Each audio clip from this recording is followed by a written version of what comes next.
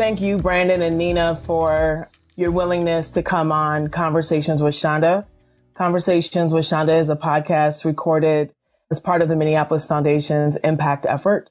I am super happy to talk with each of you on this Friday afternoon. So welcome. I'm going to just start out, Brandon, and have you introduce yourself and talk a little bit about the work that you do at the foundation.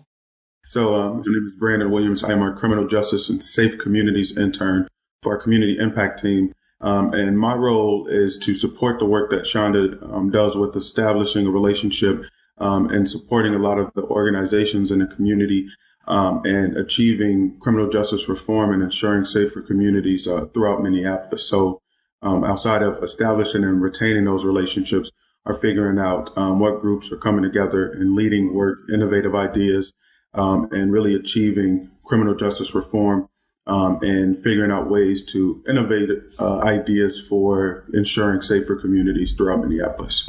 And Brandon, you graduated from Augsburg in what year? 2019. 2019. Yeah, it was about 20 years ago, 2019. And then after you graduated, you then went to do an internship with the city. Yes. I worked for the city attorney's office. I was their criminal division intern. So I would go and sit in on cases, work with our trials team, and even work with some Dorsey and Whitney lawyers with their trials as well. And Nina, you have a relatively new role. Would you mind introducing yourself and say a little bit about the work that you do? Yeah.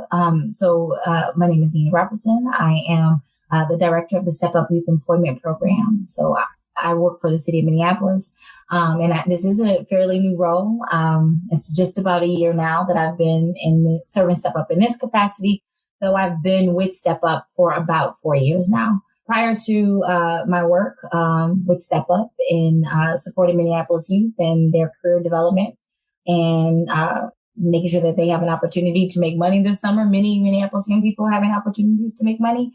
I worked in other youth advocacy programs and community, particularly in North Minneapolis. So I've worked with the Freedom Schools Movement, with the Beacons Network, through the YMCA. I've worked at the Northside Achievement Zone, working with their out of school time partners. So I'm a youth worker by trade, and this is kind of what I've been doing for a while. That sounds really awesome. I'm curious on how COVID-19 has impacted the summer Step Up internships.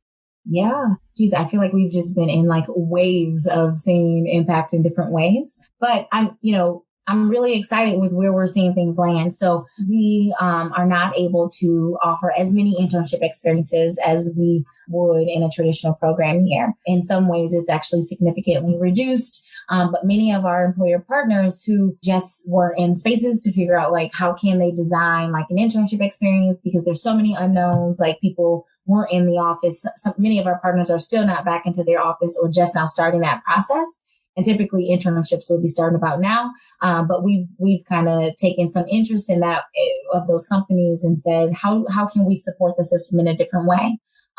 If it's not a job experience, but how can we pool resources and figure out how else can we support Minneapolis young people? So we will have a small scale internship program. We'll have roughly about 400 internships, some in-person experiences, some remote. All of our partners have been brilliant and thoughtful in creating meaningful experiences that ensure safety, have submitted safety plans to us. We are also all partnering to roll out a summer professional development experience that will convene over the course of 5 weeks, and we'll pay young people for that experience. So that is still in development, but the idea is that we've launched that sometime in July. So we're really excited about that and trying to offer that to as many young people as we possibly can. A lot of impact, but we have like hit the ground running. Like, how can we support young people in different ways and just be really innovative and thoughtful, but then also, pulling in our partners and asking for support. So I'm excited what we can do. It's been amazing to see the creativity and the nimbleness of organizations. And it's my hope for sure that coming out of this, that there'll be some of those innovations that will be longstanding. And it feels like maybe being able to actually serve more people because we're using technology in new ways. That's right. That's exactly what we're experiencing. Yep. Yeah. So one of the reasons that I wanted to talk with the two of you is really just following the George Floyd murder and the unrest that's happening. There's just been so much turmoil, I think, that we've individually faced, I think organizationally and from a community, that we decided we were just going to have conversations with folks that have been impacted. And Brandon, you're a young African-American male that has essentially grown up watching these images over and over again. Can you talk about what that means? Because I often talk about my kids growing up in a time period where technology is different, cell phone use is different. We're recording these things and playing them over and over again. How has that impacted you? The truthful thing is it's bittersweet at some moments because technology allows us to be more informed. So you can look on your phone, you can scroll down Twitter, you can scroll down Facebook, you can have friends send you things instantaneously. And that's a beauty, and that's one of the benefits of being in a modern society. But the flip side to that is how quickly we are re-traumatized to things. And once you think about it, watching the video of George Floyd's murder, it's such a powerful thing to sit and watch, and it's so traumatizing because you think, your immediate reaction is like, why is no one doing anything, right? And then you have to sit there for almost 9 minutes, 8 minutes and 46 seconds, and realize what type of work is being done, and that's one instance. But then if you think about it, for people who have to watch those videos, who have to inform other people, who have to spread it throughout the community and say, this is what we are to watch out for. Even for some of the teachers, the counselors, the parents in the community, they are constantly re-traumatized by informing other people and by informing themselves for these things. So myself as an African-American individual, not only was it, critical that I learned how to navigate, the police, navigate different communities, navigate being myself in this world. It's another thing to now navigate social media when it's so, when our society is heavily influenced by it, and realize, watching this could re-traumatize myself. And now, with the pandemic as well, it's like everything is compounding. So now you have no choice but to be on your phone or to be by a TV, by the news, to be constantly updated, especially when you work in the sectors that we are in, where you're constantly communicating with the public. But then you have to then figure out, how do I keep my sanity while also being involved, encouraging other people to keep themselves involved, but also figuring out how to take care of ourselves. So it's a lot of that is being responsive, but also being critical of what we see, watch, and the way in which we respond to it. Mm-hmm. And Nina, the question for you is, not only have you had to watch it, but your family has experienced it. And if you feel comfortable sharing, do you want to talk about that? Yeah. I think it becomes a little bit difficult, like when everything started to happen and we saw community respond in a way that it did. I think just from my own personal experience of like losing my brother to gun violence, police violence, and knowing that we had just went to my brother's trial, the case for the officer who murdered my brother was in February. So right in the pandemic was, onset in other parts of the world, and it was coming here, and we knew what was happening there. And then now this, but as we sat in court, we heard the judge talk about basically just all of these witnesses and all these people speaking to what they saw and how my brother was unarmed and how he was running away. There's some footage, right? Some camera footage that showed him actually in a completely different space back up against the officer. But because we didn't have video of that actual footage, it was, it makes people insensitive in some ways and not fully recognize the ways at which, these are not isolated incidents. This is systemic, and we've been at war. My brother was also shot by a Black police officer, just like one of the officers who was involved in the murder of George Floyd was also a Black man as well. But there's so many pieces within this that I think that when everything started to shake out in community and people, their cry and outpour and people watching the video and sharing the video, a part of me just became more and more heartbroken, because how did we become so just not attached to humanity to where we actually have to watch something so gruesome for us to see when we know already, right? Like Black people have been telling people this. The trans community have been telling people this, people of color, people with mental health barriers have been telling people this. We have the data, we have the numbers. So I think when this first began, I was, to be completely honest, I was just outraged. I was outraged by some of the performative activism that we saw in community. I was outraged by some community leaders and organizers in our community that I needed help. And when I needed help and I didn't know how to advocate for myself, I did not get that response. And I think, I'm coming to a different place with how I'm processing all that's happening to me, or all that's happening to community. I'm sorry, not me, but community. But I'm just trying to figure out, like, there's a place for everybody within this movement. It's unfortunate that Brother Floyd had to lose his life in the way that he did, and that the entire world saw him lose his life in the way that he did, heard his cry for 9 minutes. I'm trying to accept that, like, this is where we are now, and how do I still show up and fight for the Black people who die every single day, and the different groups of people who die every single day, and it's not captured on camera. It's moving us forward. So let's just be accepting of that and really pledge with community and create systemic change. Like, no, this is not an isolated incident. No, we don't want incremental change. We want transformational change, and naming clearly what that is. So I've had so many different emotions over the past couple of weeks. I mean, I've cried and cried and cried. I've shown up in community in ways that I can, and that I've had capacity to, but it's definitely been a journey, and just so many emotions, often contradicting each other even at times. But I'm well today. I'm surviving. Mm-hmm. I'm well today.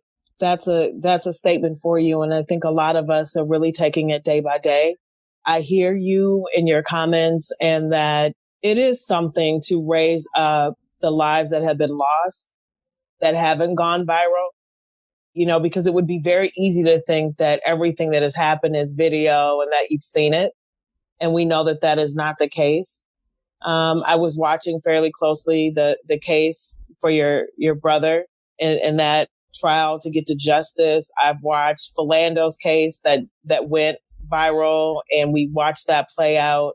The trauma just continues. And so many of us and families that have been impacted have to grieve out loud and have it extended every time one of these incidents happens. So I appreciate that point of view, and that there's all these conflicting emotions. And I think you're also touching on something that I know a lot of people are trying to figure out is, how do I address my own emotions, my own learning, and getting activated? Brandon, you have gone to a couple of the rallies, and can you just talk about, have you been sort of paralyzed by all of this that's happened? I mean, are you so emotional that you're unable to move, or have you been activated to get engaged? I think there was a mix, just like Nina explained, and it's powerful hearing her story, because confliction is the biggest thing. At first, it was numbness, right? You had to sit up and watch Ahmaud Arbery's situation and realize would there be justice. You had to watch Breonna Taylor and realize what the situation she had to go through. I was actually reading this screenshot in this meme, and it said this father was telling his daughter about this situation, right? George Floyd, and then his mother told him about, or he learned about Trayvon Martin. His mother told him about Rodney King, and then her mother told her about Emmett Till. Right? There's just so many traumatic experiences that we have to live with, and that we're told down, that is passed on, and then you just wonder at what time does it stop? And I think that's what causes the numbness, because you have to learn how to go about it, especially when you're working in community, or you're someone in your family who's supposed to bring home the reins and get everyone through. A lot of that times you have to numb yourself. And then at some point that numbness dies out, and then you start to feel again, and then it comes back heavy. And I think being at the rallies that I've been at has just been powerful to see how many people have been hurting how many people are also healing through the hurt, how many people are activating through it. It's just a powerful thing to sit back and realize the different pieces come together, right? You have people walking on a microphone, the empowering people. You have the people that have lived through it, like, George Floyd's brother or his family members, or even people in the community that have dealt with situations. You had Jamar Clark's sister there. You have Valerie Castile. You just have so many people bringing aspects into it. And it's powerful for people to see that. So for myself, realizing those different things, seeing people move at whatever pace they were in, whether they were numb, whether they were hurting, whether they were healing, whether they were causing and bringing about change, that they were there in solidarity together, even allies, people that were, people coming for the right reasons from out of town, or from the suburbs to stand in solidarity, was also very important. So for me, it was numbness. Then it was a feeling of very just deep emotion. Then it was anger. It was frustration. Then it was wanting to do work. And I think that's, a reason why we're all here today, and why I thank you so much is for being able to bring people together despite, what feeling they have, and to come together to figure out, what's the next step? What do we do from here? How do we prevent this further? Mm-hmm. The one emotion that I didn't hear you say, I don't think, is fear.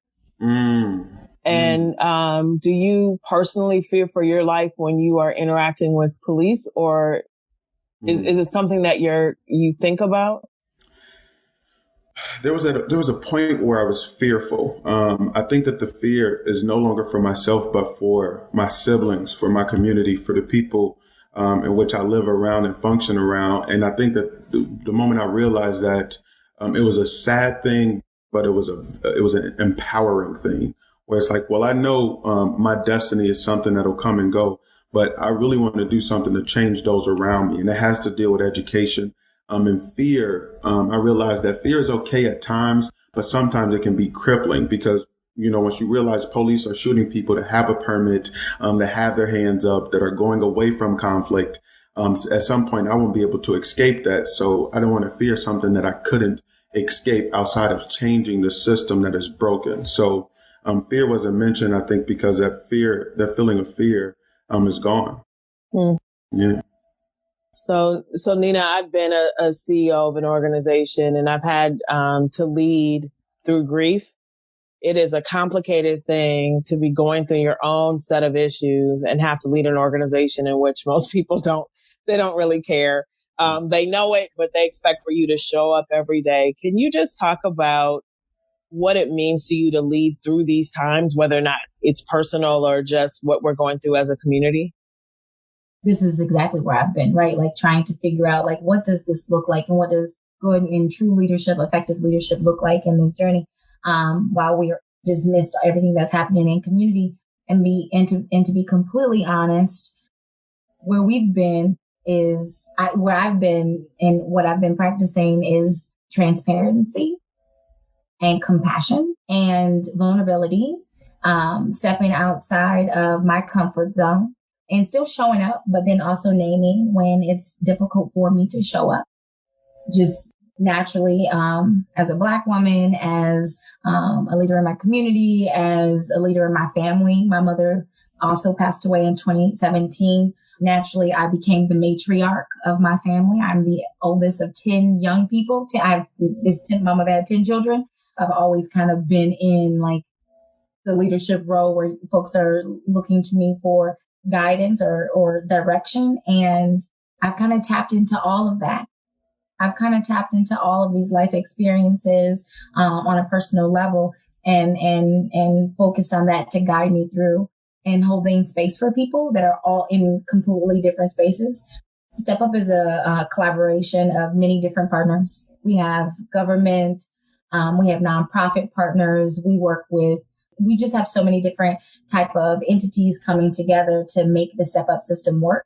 And then even within that, just culture of organizations and all of these different people who show up differently and have very different experiences and are part of different parts of the community. And in the beginning of everything, I pulled us together and held space for everybody, and then also shared some pieces of me and how I was feeling in that moment, and then offering space for other folks to share, but then also to not share. And then naming that at this time, we want to practice grace for our team, our partners, but then also our young people in community, because it was a lot going on. And we wanted to be mindful and thoughtful about how we were to respond to everything that was going on. So just in short, I'd say, this has been it's been a journey for me. And it's really new for me. This is my first year in leadership, even in this capacity. It's just been a wild journey. I think that leading with vulnerability and transparency and literally from the heart with compassion has just been powerful. Our team and our partners have responded in ways that honestly blow me away. And the energy that everybody is still bringing to work, because everyone is grieving in different ways, has been really profound. And I've been told in some ways that it was helpful for me to step out of my comfort zone and be vulnerable, because it allowed people to feel seen and heard. So I've learned quite a bit about leadership these last couple of weeks, but it's been a journey and I'm still learning. Yeah, I bet. So Nina, one of the things that I can offer to you is once you make it through this period of time, you will appreciate the strength that you had in this moment, and it will actually prepare you for the next thing. I often share, and publicly have shared that I had a cousin, Christopher Miller, who was going to be a police officer. He had just graduated from the academy, that was shot and killed my very first week of being CEO at Pillsbury United Communities. And I often say I was at the height of my career professionally and super excited and getting all kinds of recognition for ascending into that role. And I was personally at the pit of the worst grief I've ever felt in my entire life. And, I had to show up every day, and then I would just fall apart on the weekends. And, there's so much that I learned about myself in that moment. I wouldn't have wished for that moment. Let's be clear on that. But since it was given to me, I have learned a lot about what does it mean to dig deep, to stay focused on your goals, and to just kind of understand the responsibility. You touched on responsibility a little bit. And I think some of this is also, pressure we put on ourselves because we're all oldest here. I'm the oldest sister. You're the oldest of 10, Nina, and Brandon, you're the oldest of 8. Is that right? Yes, I'm the oldest of 8. Wow. Yeah. And I guess I really didn't realize that until you were talking, Nina. But Brandon, what does it mean to be the oldest of 8 kids? And what has that helped you learn about leadership and bringing people along? In 2015, my brother was shot. He was shot 7 times in front of our house. We lived on 2411 Golden Valley. And it was about 2 blocks away from Penn and Golden Valley, which some people considered, very dangerous. But for my family, when you live in community, danger is a part of the lifestyle in which you learn to love your community, because everyone have an image in what they see, but the potential. But you also know, what can come in and out of the community. And when he was shot, it was it was a traumatizing thing. Times after that, I was gracious with realizing that he was still alive, right? That there was some hope for justice. And with that I had many other siblings, in which we had to find a way to motivate them to still go out and live their lives, right? To still be able to navigate life. And I think that's what showed me true leadership is responsibility. Because at that point, everyone could have been very devastated. We could have given up. We could have lost hope. It was a very sad situation. But the beauty in that was realizing that I did have, 5 other siblings. Now there's 8 of us, but at the time there was only 7 of us. I had other siblings that was wondering, how will we make it through? What did that mean? Were they next? And it was on the front of our house. So how do they dodge it? And it was just navigating those things. But the biggest thing to me was realizing that I play a part in it all. So I can either be an example for change and transformation, or I could be an example for giving up hope and losing effort, in which I understand why a lot of people go down those avenues. And sometimes it takes you to find yourself and realize why, why exactly is this the case and why did this happen? And then also finding value in when you don't understand the why, you still activate, you still be willing to transform it, you still get up and play your part in the community. So it's a very beautiful thing. There's frustration all the time because people say, I think I'm the deity, right? with my mother being a single parent. But at the same time, I try to tell them that they must be better than everyone, even myself, and looking beyond that. Mm-hmm. For a second, let's talk about folks that maybe feel hopeless.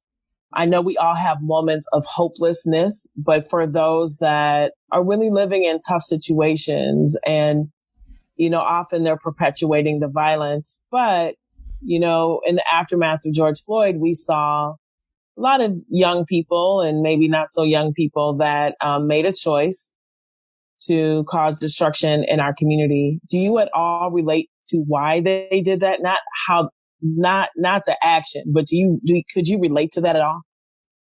Either one of you, Nina? Yeah, I can jump in. When everything happened and the video surfaced, I think that I probably shared the same anger and hurt and cry that many people in community conveyed. And in some ways, were kind of I didn't go out and harm community in any way. I stayed in my home and dealt with my emotions, but I understood the cry. And then I also understood how young people, before we were infiltrated, but how young people, were actually on the front lines and organizing and desperately wanting their voices to be heard, desperately naming the change that they wish to see, and clearly articulating their demands. And to be completely transparent, I was inspired. I felt seen, I felt heard, and I wanted to support young people the best that I could, because I understood, though, that their cry is valid and how they were feeling is valid. But then we also need to help young people organize in ways where we could actually, well, maybe we're not, tearing down our communities or in some ways, or maybe we are not perpetuating or being a part of violence or even putting ourselves in danger, which I believe in protesting. So I do believe that there's a time and place for everything.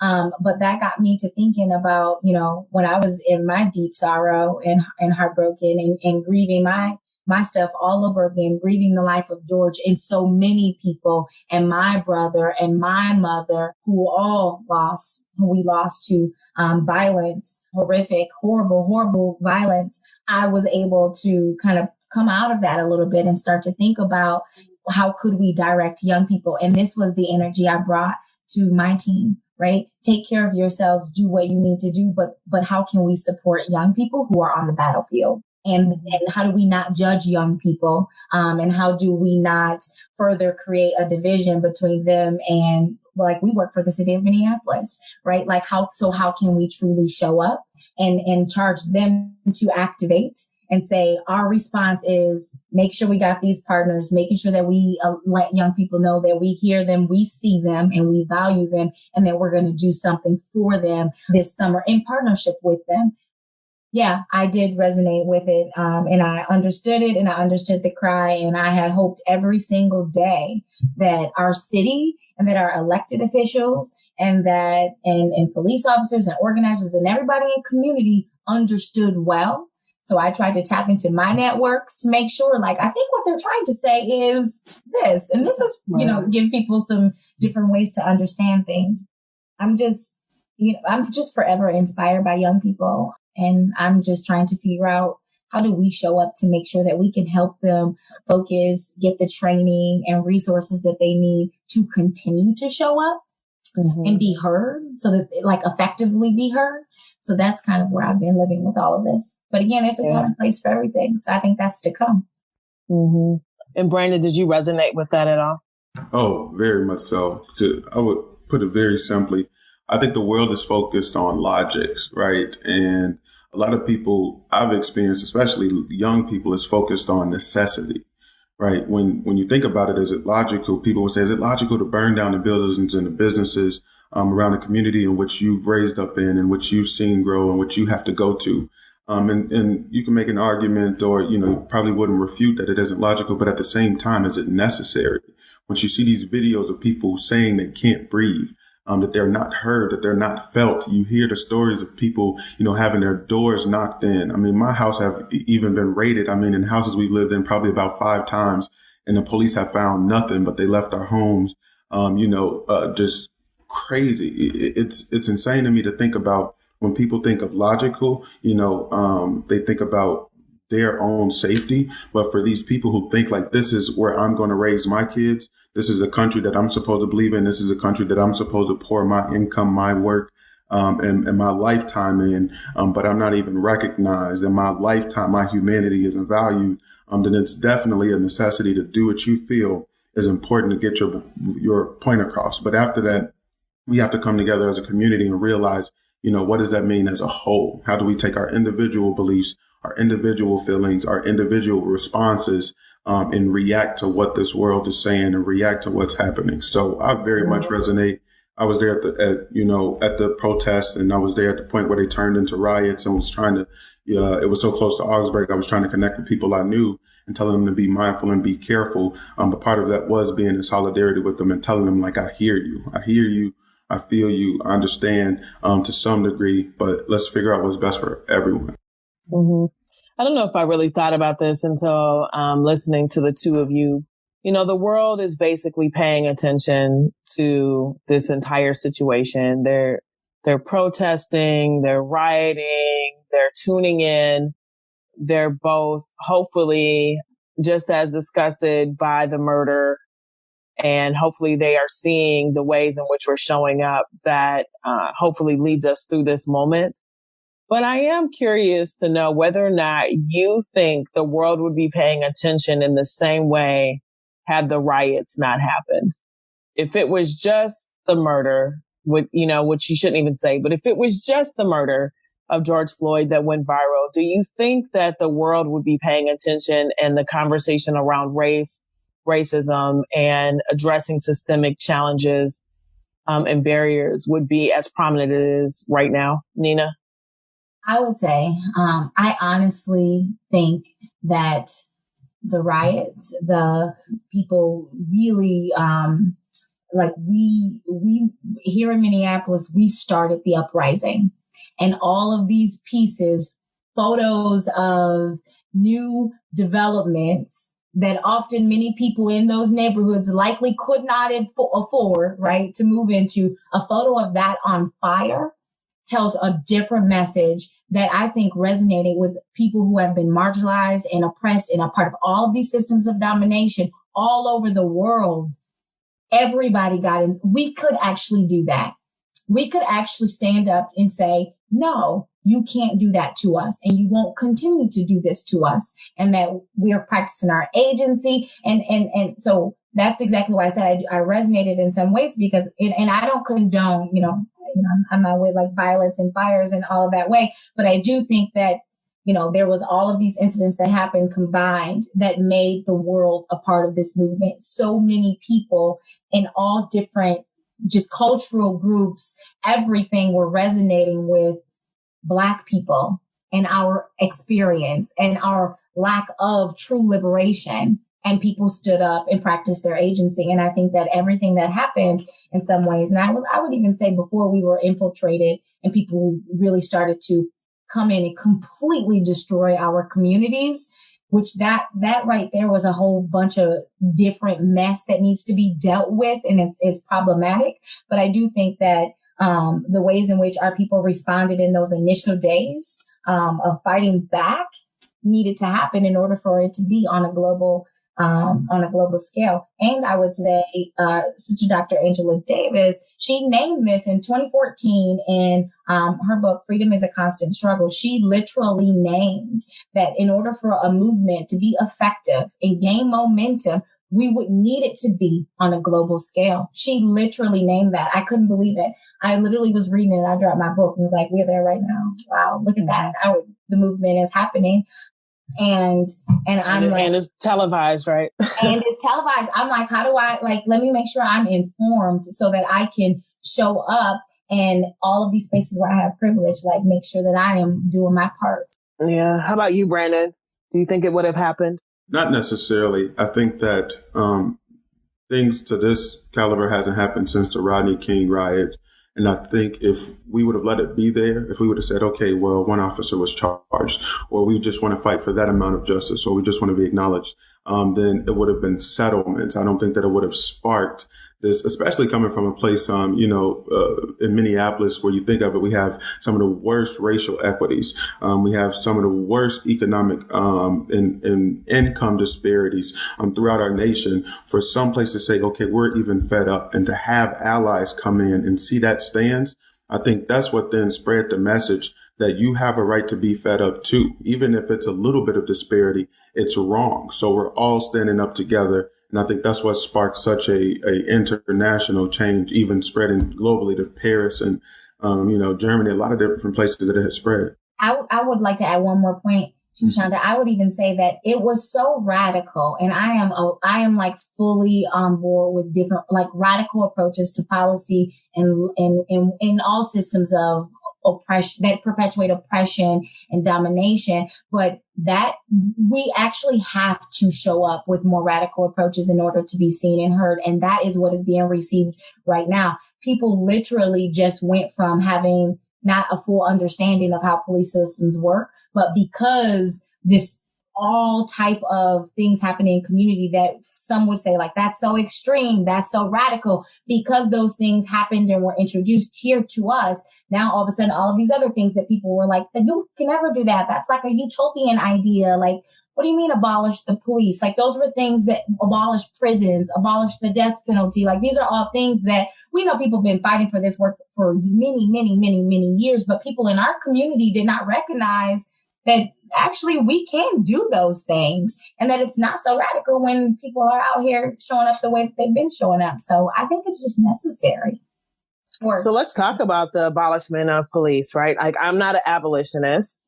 I can't personally envision a community without some sort of police officers. Hopefully, I can envision policing in a more community-oriented way. I don't even know if I can envision it without harm to Black people, to be honest, where I am right now. I'm curious on whether or not you guys are abolitionists as it comes to policing. I can speak first. I think in terms of abolition, that is a powerful thing. And I think that we have to work there, right? We have to plan to work, and then we have to work that plan to fit within abolition. Because when you think of abolishment, we have worked in such a system that relies on police. 911 is universal. Everyone from kids are taught how to respond to violence in any situation and what to wait for. I just think that for the communities in which I've seen, police have done more damage than they have done healing. And it really took me to, when I was in college, I had to realize that the police are responsible, or even law enforcement as a whole, they are responsible for a lot. And then we put a lot of that humanity on the police. They respond to drug calls. They respond to, if there's a fire, if there's domestic, anything, from murder to drugs to any of these situations, we put that solely on one agency. And then that agency dictates where it goes. But if you think about it, is humanity represented within that agency once you see them, sticking their knee on people's necks, then justifying it, then getting off, and then you have then non-people of color administrating other non-people of color on how to handle people of color. I just think that wasn't the right logic to deal with the situation. So when it comes to abolishment, I think that we're very reliant on this system right now, and that it could be very dangerous to abolish the system and start over without a plan. But the more that we work the plan to reform the system as we're thinking about removing it, and then work towards what it means to actually get people out. That's, social workers, you have community healers, you have people that are dealing with the drugs and the different situations that come with that, to effectively administer that. I think that's the right path to go. So I'm not fully for abolishment right now. I think that we have to look at how to dedicate the roles to different people. So when I hear about folks that say disband or defund, what I actually hear in their explanation afterwards is that the police department would be significantly reduced, and things that officers should not be responding to are responded to by the proper professional. But on, just without any further explanation, it sounds like policing will go completely away, and we will be out here basically protecting our own communities. Nina, what is your kind of position and your understanding of what does it mean to disband or defund the police department? Yeah, So I am not a policy strategist nor expert, but I will say that I would identify as an abolitionist. And I think that my experiences and my understanding of the current police system, like now, and just how it originated, this system was developed and built upon capturing slaves and killing Native Americans. Like that is what this system was built to be. And I struggle incredibly when we talk about reform in some ways. I do think that reform is a process of abolition that will have to happen, as well as defunding the police and divesting would have to happen before we get to a place where we completely dismantle the police system. But I got to this place, and I believe that we should be very bold and radical. I believe we should be so radical in naming it, and it's going to be scary. It's going to be hard. We are smart people. We can develop all of these different systems for what safety could look like, but then also now pushing back and say, and you also need to stop defunding education and divesting education. You also need to have a more radical approach to housing inequity in our communities. You also need to have a more radical approach to employment and what can we do to make sure that people are able to survive, because that actually leads to violence. And then you show up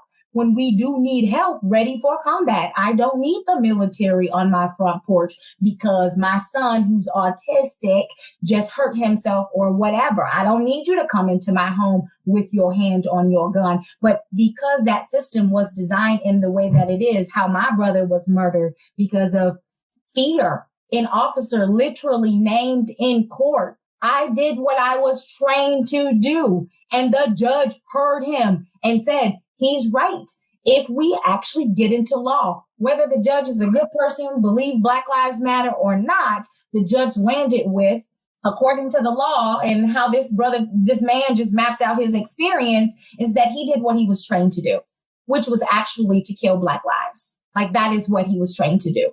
They hunt us, target us, kill us, jail us for slave labor. So I just have so many different spaces with this system where I'm like, I don't believe in that system. And I have a more radical approach. And I do one day see a world where we can ensure safety in our communities, and Black people will not be hunted, will not be murdered, will not be jailed for silly, petty crimes for labor. For big corporations, labor, for capitalism. I see a world where that, and I feel like right now is that opportunity to name that and be bold in it, but then also follow all of these other systems. So Chanda, you literally named it too, that when we hear these things, some people get so afraid. I literally spent like hours on Facebook trying to explain to people, like, it is scary. I'm afraid too, but this is not something that would happen like that, like tonight, right? Like if someone voted on and next thing you know, cops are all fired. Like, no, it would be a completely different transition. And there could be different versions of policing that could still survive, but perhaps it is not connected to this police force. It's its own unique entity. Like we can build up that and see what that looks like. I believe in community safety. I see so many ways that it could work. If they stop giving billions, trillions of dollars to these systems, we can start thinking about all of the ways in which people are oppressed and start putting more money into that, and then changing how we respond to crises. That's where I keep going. Like, we need to change how we respond to crises. And then also, this is my last point on this, is too, my experience with police officers. My brother's dead, but even when I was a child, I don't really see crime being solved very much in our communities. I didn't grow up knowing that I can call the police if I have a crisis, and I don't call the police very much. I actually can't recall the last time I called the police. We don't use 911 in my household. And I often, and I share this broadly with people, I for sure would never, ever call the police on Black folks. I just have a completely different understanding of how that system works and how that's not a solution. Even in crisis, if that's not a viable solution to me. My mother was murdered in my community that I live in, and I couldn't even get support from police officers.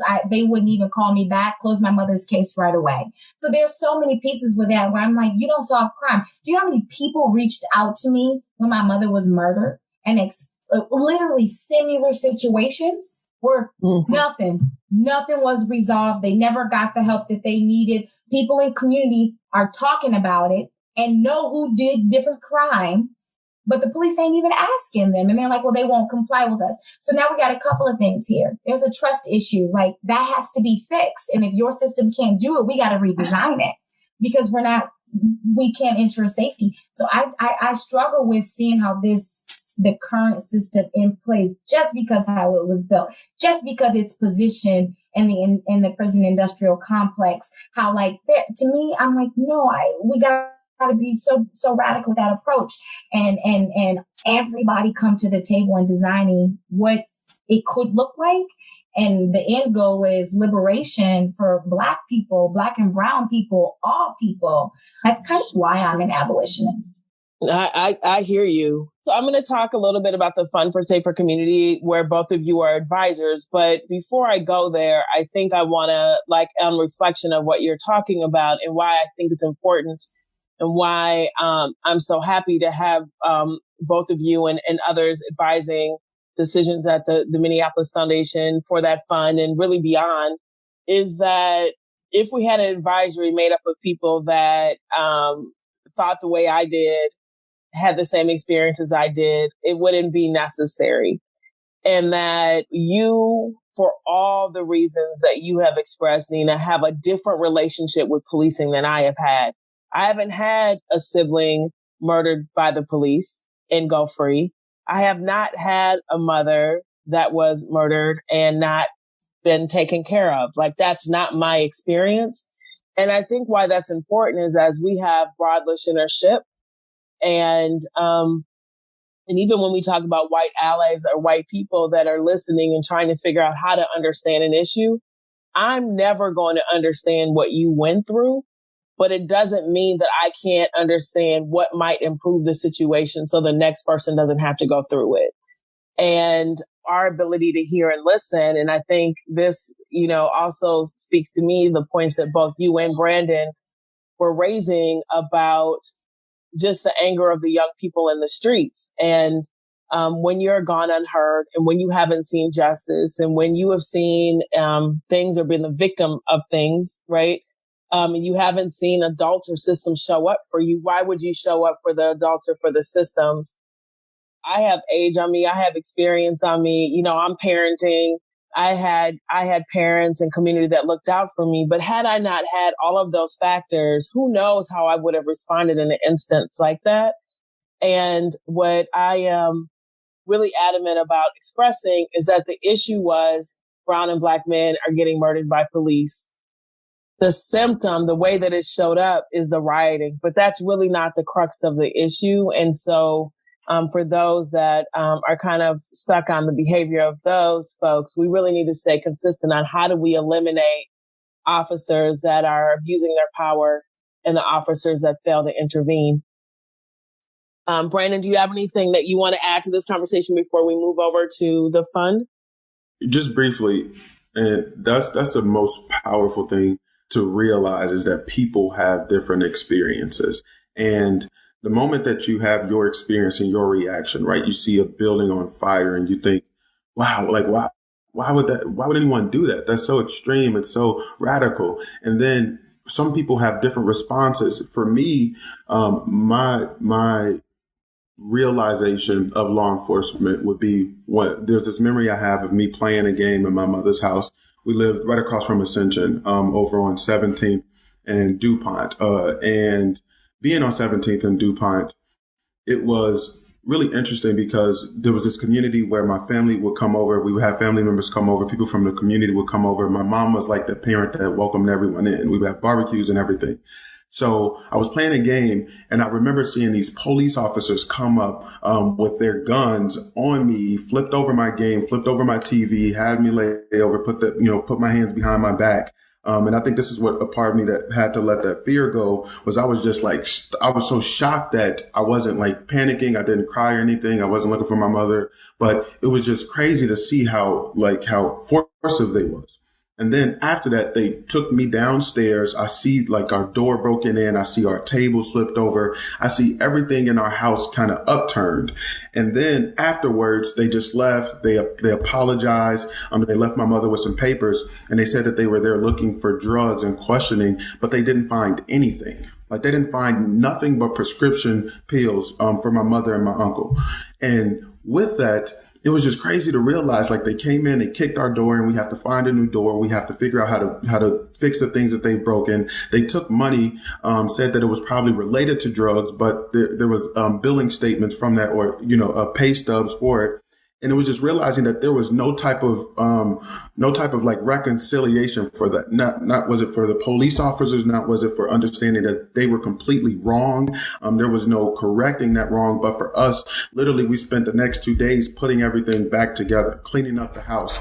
And there was no type of acknowledgement of that. So my response to it is like, I understand what it's like to not feel heard, to not feel seen, to be completely trampled on, and to not have no other avenue or resort than to do something that's illogical, that you feel like, okay, they would understand what's logical to me, which is simply having conversations and saying that it's real. But maybe if I do something that causes them to rethink what's logical and why I'm going through this, then that at some point will bring about change. So I definitely understand sometimes why I come to that point. And do you think, was it just a stereotype because you have a large family and people were coming and going, that they just made assumptions, that neighbors maybe were calling and made assumptions about your family that led to that? Like, you really, honestly, you just don't know? I don't know. I think that the small chance of them connecting Black people, drugs, violence together was worth them completely destroying our house. And it happened 3 times at that house. It happened twice more, and they didn't find anything. It happened 5 times to me in total. So I think the small potential of them finding something for them was worth destroying in a large outcome that it happened. So, and with it being Black people, I would make that statement that with us being Black people, with them seeing people coming in or around, I think it was just unfamiliar to them, the understanding of community and how collective it is when you don't have a place to call home. And my mother, was welcoming people to come over and eat and different things like that. Well, I'm sorry that it happened. There are families like yours that have interactions on a fairly regular basis in which being disregarded becomes normalized. Yes. And it feeds into your identity. And you both are, younger than I am. And Nina, you've talked a lot about your sort of passion for young people. And we've talked about the educational system. And I think that, I can only imagine that after the police raid, your sense of safety and security is, washed away in your own home. Confusion is set in. I don't know how your mom explains something that's unexplainable to kids. And then they have to show up in a school system that just wants them to focus and not have a place to process. I don't know how we evolve all of our systems, Nina. I'm open to the abolitionist point of view. My experiences, I've had negative experiences, no doubt. But I also have family members that are police officers. And so it's a difficult sort of conflicting, right? We've talked about being conflicted. There's lots of things that conflict in this. But before we go, I just want to talk a little bit about the Fund for Safer Community, which is a fund that was started after the Parkland shooting, where the foundation put dollars in and donors put dollars in to really support communities being safer. Brandon, I came in contact with you when you were interning at the city for the city attorney, and wanted to bring you onto the foundation to help us drive work around how do we create safer communities through that fund, community level violence. And now we're working on long-term systems change and criminal justice reform and reforming police departments. Will you talk just a little bit about, give us a sense of who the other advisors are to the fund? Yeah, so the other advisors are other young adults that are in their system, just like Nina is. We have different people that are in government relations. We have a few other people that have also been offenders of violence and have realized what their damage has done to the community.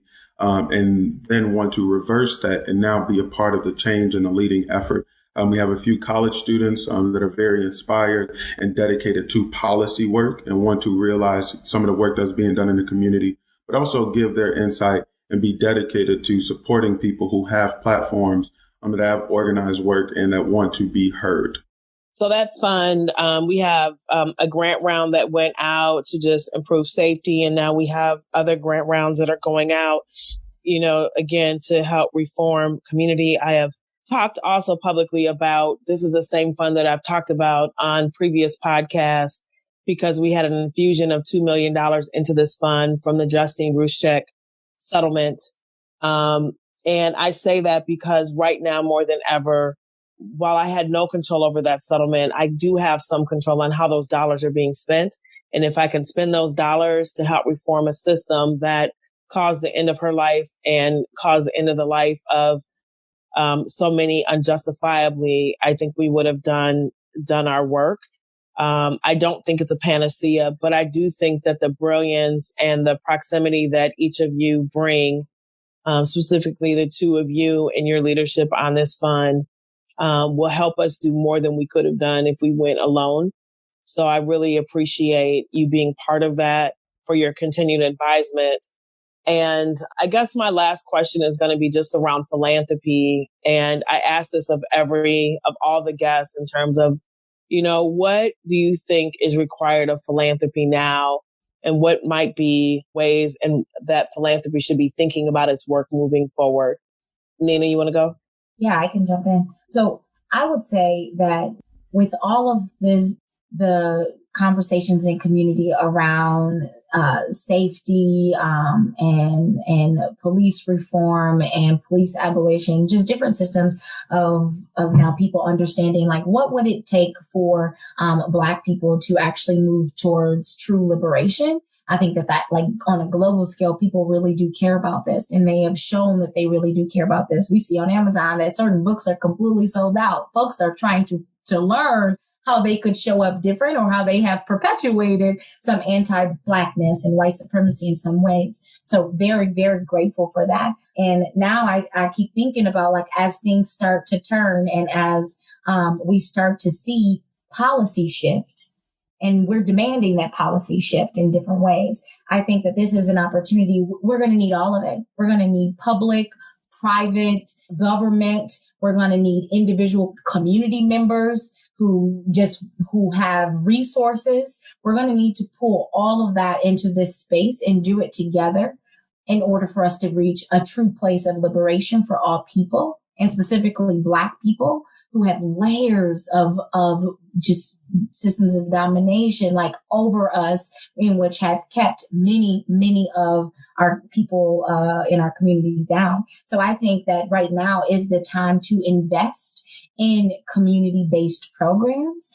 What gets me excited about being a part of this fund and of this group to look at proposals and to look at organizations and partner with organizations who are thinking really thoughtful about how to engage community. Like, we need to put more money into this. I think this directly connects to, as you know, whether we're talking about police reform or abolition or both, wherever spectrum we are laying, we're going to need community to be involved, and for community organizations to be well funded, so that we can truly address the needs for people to survive, whether it's housing, whether it's youth development programs, whether it's education, mental health resources. We have organizations and entities here. So when I was reading through my proposals and learning more about different organizations, it just got me like, wow, I'm so grateful that we have funds in this way, to disperse to community so that we can do this work. And my hope and prayer is that this continues, is that folks really do care about the liberation of Black people and pour into funds such as this, so that we can truly fund community. And all of our partners, from what I saw, were really thoughtful about authentic community engagement, bringing people into the fold and talking to them about, what do you need to survive? So I think it's a responsibility of everybody, and I truly believe in it, and I think that the time is now for us to ramp up. Yeah, thank you. And there are ways for people to contribute to this fund, and we will post that alongside of this podcast. In my opinion, having you guys as advisors are also introducing you to a form of philanthropy, and you're introducing me to points of view that I can't see. And so again, just very grateful. Brandon, you want to answer the same question? Yes. Collaboration and innovation are the two biggest things, right? And that's why I'm really proud and amazed by the way in which platforms have been provided at the foundation, because it takes sometimes we have to reinvent the wheel, right? And if not even reinventing, if we get to change part of that system, then that's what's powerful. I just think collaboration and innovation is very important because in terms of innovation, when it comes to grant making or when it comes to fundraising, there's a lot of people doing work on the ground that aren't recognized, that don't have the most resources, that don't have things like a grant writer. There might be a language barrier. There might be citizenship issues. And to be able to navigate that and realize how to fund that work, it takes thinking outside of the box and thinking outside of what's normal. And sometimes that does take a radical approach because you have to take a leap. And once you think about fundraising and donating, giving now, it takes some time for people to pioneer that work for other people to catch on. You know, like you see now, Adidas is giving over 100 million and you have Nike giving money and you have people changing their policies. Sometimes it takes that change and innovation for other people to catch on. So I just think right now it's about thinking outside of the box and figuring out in what ways do the community need to be supported, not for performative reasons like Nina mentioned, but more so of actually caring for people in the work that's being done. One of the things that I love the most is just the network of the advisors of this fund. And we're seeing people apply for funding that we've never heard of, that are out here doing amazing work, that you guys are really sponsoring them into the process. They're learning philanthropy in a way that feels comfortable to them. And Brandon, we opened up proposals and people can submit them by video in the case that they weren't comfortable writing. And we're really exploring, I would say, through this fund, what are some low barrier ways in which we can make impact and help others be more impactful. So thank you again for both of your leadership. I'm going to just offer a few minutes for either of you to say anything in closing that you have not said that you wanted to say. If you want to feed me a question, feel free to do that, or just jump in conclusion. I could start off. The last thing I would want to end off with is a lot of people, when we talk about law enforcement and abolishing or keeping them, I think that we have to come to the understanding that there is a heavy force of work with doing law enforcement, because law enforcement means, forcing compliance, right? And when you think about that, law enforcement right now, they're responsible for violence-related incidents, drug-related incidents, sex-related incidents, traffic-related incidents, mental health-related incidents, white-collar-related incidents. And with all of those different facets, right, we would have to agree that one police force cannot deal with all of those things effectively. Once you realize that the work of the committee, the work of different foundations, the work of these different organizations become very powerful, because then there needs to be support. There needs to be someone else that can pick up on the work that other people fall on, some of those trainings, some of the responsive things in the community. And it's great to read the grants to see the way in which different people from different communities, you have the Jewish community, the Muslim community, so the Somali community, you have the LGBTQIA plus community, you have different people from communities wanting to step up and be that voice of reason and be, part of community outreach to alleviate some of those gaps and problems that law enforcement or that, other organizations can't feel right now. So I think that's something that's very important to highlight right now and recognize that we all can support each other, whether that's abolishment, whether that's reformation, or whether it's just establishing new things. We should work together. Sounds good. Nina? I think, I would say it's really connected to what Brandon is sharing now too, that during this time, I think that we are seeing people come together in ways and support each other in ways that I think that we have not seen before on even a global scale in some respects. And I think that that is the work of philanthropy, of all people coming together for the greater good of humanity and respect for people as a community. So through all of this just heartbreak and sorrow, Brother Floyd had to lose his life. And we know that Black people, in particular, are murdered by police officers at rates that many people are now woke to and now can see and hear our cries. I think that it's just been a powerful experience to see us all rally around each other and stand in solidarity, courage, and bravery and innovation in a time where so much heartbreak. Right. There have been people who've been a part of the war for a long time, and there's people who just joined us. You know, when people ask me how I'm doing, honestly, I'm like, I feel more empowered today than I felt 2 weeks ago. I feel more seen today than I felt 2 weeks ago. It's an inspiring time, and I'm grateful for all of our leaders in community who are really pushing the status quo and standing up to racism and white supremacy, and our allies coming together. Gen Z group, those are the ones who are like, they don't give a damn. That's Brandon. The Gen Zers are showing up like here. They're designing the graphics and the videos and going viral. Young people have I learned this from some kids from Instagram, and they designed graphics and said, this is all of the things that we need. And like, if we stop divesting from this and stop, I'm like, where did y'all get all this information? It was just beautiful. I'm like the Gen Zers, and they just walking so bold and entitled. I'm like, it's beautiful. It's going to stress the rest of us out, but that's how change gets made. Yeah, I know. It's true. It's like leading through generations, right? And I've become that person now where it's like, oh, look at them, you know? And I'm like, when did I get to this age? Right. When did I get to this age? And like, the thing is that we're actually not that far apart from each other. And I think, Nina, to your point earlier, it's like when you bring in the wisdom, or maybe it was Leslie when I was talking to her earlier, like when you bring in the wisdom of the elders and kind of the boldness of the younger folks, and you get that all together in the same mix, you end up with something pretty special. The problem is that when you discount each other's positions and roles and age, and leadership, right? Whether or not it's the older generation discounting the voice, the leadership, and the brilliance of young people, or if it's the young people saying, you know, you're old, get out the way, and there's nothing you can give. Or, you know, I mean, we were talking about cancel culture, right? Where you're like, you're in leadership, I'm a protester, like, you know, F you, you know, like, it just feels like the more we understand the type of mix we need to bring change, the better I think it will be. So that's right. And I think that's community engagement. The folks who have to facilitate those conversations, they got a tough job, but there's some ways that they can do it well. And I'm hopeful. Well, I want to thank you both for being in this conversation with me.